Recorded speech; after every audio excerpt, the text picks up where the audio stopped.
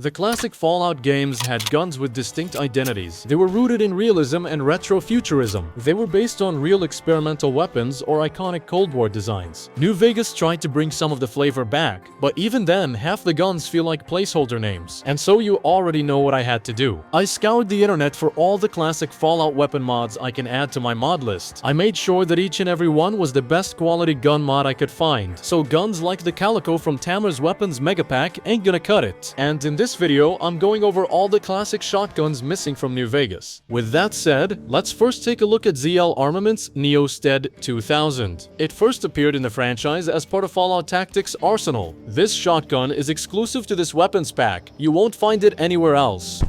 Future here, the Neostead was actually also part of the OG classic Fallout weapons mod. But that mod is pretty darn old, so I don't recommend using it.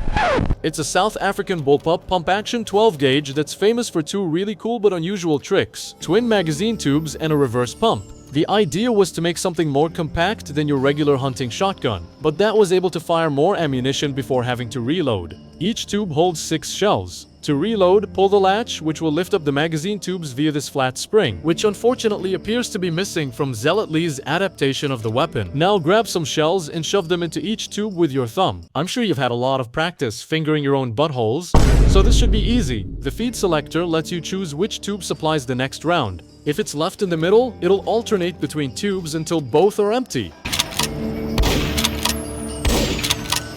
And instead of the usual back then forward pump, you drive the forend forward and then back.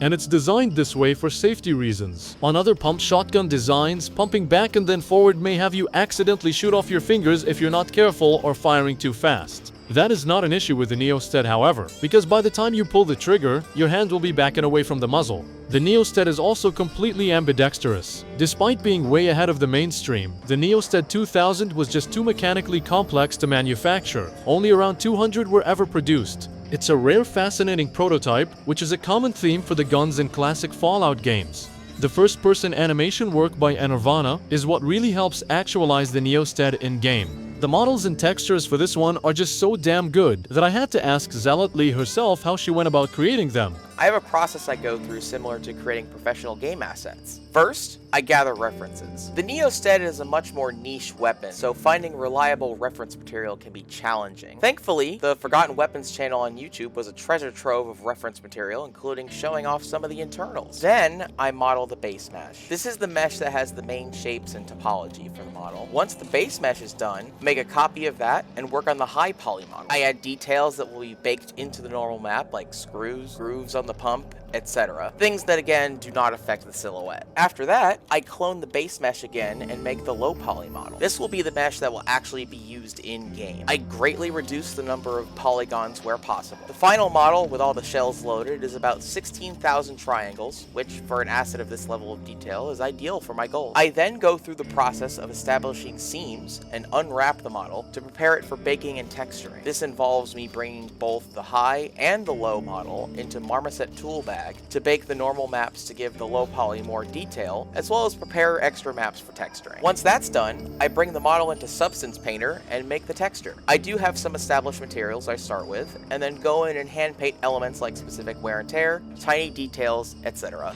I think it's the best this shotgun has ever looked in any video game ever, but not so much in third person though. The only real issue with it is that the iron sights are misaligned. The only attachment you can put on this thing is a laser sight. There's also one unique version of the Neostead with an all-wood body. Editing back again to tell you that there's actually one more unique which can be found at this follower's outpost. It's been fully injected into the game's leveled lists. You'll mostly see it in the hands of NCR Rangers, lobotomites, and marked men. You can also purchase it from the optional ZL Arms store in Westside. There, you'll also find all the weapons that come with this weapon pack for sale. You can toggle the integration of the shop in each weapon in the mod's configuration file. Another bullpup shotgun is the H&K CAWS from the mod Another Millennia. It was featured in Fallout 2, and it really did look like something out of the future. Almost like a shotgun version of H&K's famous G11. This is one of the most interesting shotguns ever designed. It was built in the 1980s during the Cold War when the US military was testing many new and futuristic weapons. Even though it never made it into real service, it became famous later in video games. The CAWS started as part of a military project called Rhino, repeating being handheld improved non-rifled ordnance. That was basically a fancy way of saying combat shotgun. The program wanted a new weapon that could fire multiple projectiles, work in tough conditions, and hit targets out to 150 meters, which is farther than normal shotguns. H&K designed the weapon itself, while Winchester and 𝙈𝙤𝙨 helped by making new special ammunition just for it. This was cool, but also a big problem. It meant that CAWS needed its own expensive supply of ammo, which made it hard for the military to adopt. Needless to say, the project failed. Only a few prototypes were ever built. Today, they're museum pieces. Competitors like the Pancor Jackhammer and AA-12 were also being tested at the time. The cost, awkward handling, and timing kept it from ever being adopted. Now let's talk business. The handle doubled as a sight and could be swapped for a simple rail, and the spring and brake setup made the recoil feel more like a pump shotgun. It could shoot full auto at about 240 rounds per minute. It uses 10-round detachable box magazines. It comes with a few imaginary attachments in-game. It's been fully injected into the leveled lists, and you could also grab it from the Another Millennia gun shop if you have that mod installed. It also features a unique called Desert Storm, which you can find in the Rad Scorpion Den in New Vegas. There are two versions you can get, one from the add-on mod that comes with the handle and scope, which most closely resembles the one from Fallout 2, or the one from the original mod without the scope. Just enable whichever one you like most in the configuration files. And since you're probably using CFWR, make sure you disable the H&K CAWS from that mod. I don't like that version's reload animation or the ridiculous recoil that comes with it. For now, let's install classic Fallout weapons remastered, and take a look at a fictional gun that first appeared all the way back in 1997 in the original Fallout. The Winchester City-Killer 12-gauge combat shotgun. This also is a single-barrel bullpup design. Here's what makes this one stand out. The City-Killer can fire in burst mode, unleashing multiple shells in one action, which is devastating at close range. Also, in Fallout 1, it says the shotgun is coated with a desert warfare environmental sealant. What that likely entails is that it's resistant to dust, sand, humidity, and temperature extremes. But the real question is, if this shotgun existed in real life, would it actually work? Would it even be adopted? Most likely not. And here's why. A 3-round burst shotgun is kinda wacky. Mechanically, it could be done, but in reality, shotguns usually go semi-auto or full auto because bursts don't offer much advantage. So this feels more like a video game feature than engineering logic. I also don't see a charging handle on the City-Killer. How else am I supposed to chamber the first round? It's not like the magazines are gonna feed themselves. How am I supposed to safely eject a live shell from the chamber without firing? The charging handle is a mandatory part of every repeating weapon.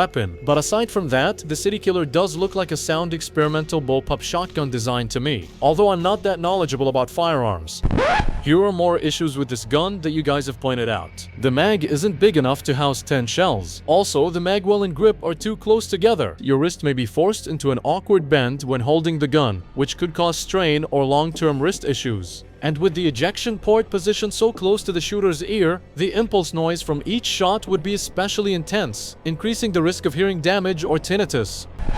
In-game, you'll find this shotgun in stores and rarely on NPCs. If you want the City-Killer to shoot 3-round bursts, you're gonna want to install Hitman's animations for this weapons pack. However, the gun model will still indicate that it's in semi-auto mode. Let's now take a look at the Pancor Jackhammer from Another Millennia. You know, when making Another Millennia, I never expected it to get as big as it did. My intentions with making it were originally just to have, you know, maybe like 20 weapons, and then it just kind of spun out into this large mod pack. You know, the fun part with Another Millennia was, like, just putting the thing together. You know, from all the shitpost uniques to, like, you know, the hidden perks to even the underslung grenade launchers, how everything just works. And it's compatible with everything. It is probably my magnum opus mod I've ever made, and I couldn't have done it alone. I couldn't have done it without the community or, you know, anyone who was involved with the project. It was really a community effort, and I appreciate being a part of it.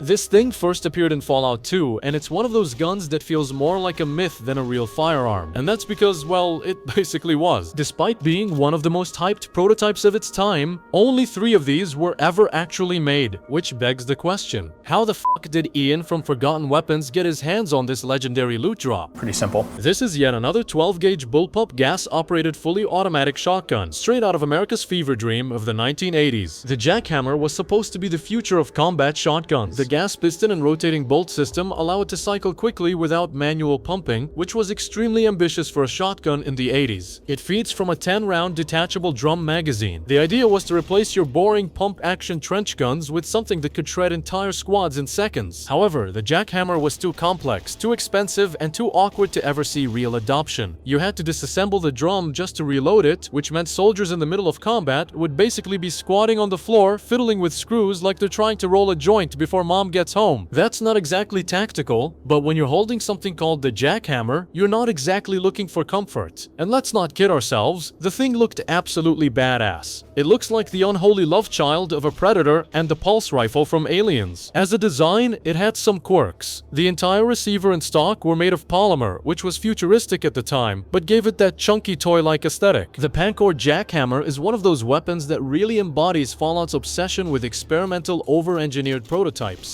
The gun in-game has all the quality features like beautiful models and textures and careful integration you'd come to expect from the Another Millennia development team. But if you want a version of the shotgun that resembles the one from Fallout 2, then you can check out classic Fallout weapons remastered. And that just about wraps it up. Mods like these bring back that lost identity the series used to wear so proudly. So big thanks to the modders keeping that spirit alive. Without them, New Vegas would have run out of ammo a long time ago. Anyway, I'm gonna holster it here. If you got a favorite classic Fallout gun mod I missed, drop it in the comments so I can hunt it down for next time. Till then, keep your safeties off and I'll catch you later. YouTube never changes. Smash like and subscribe.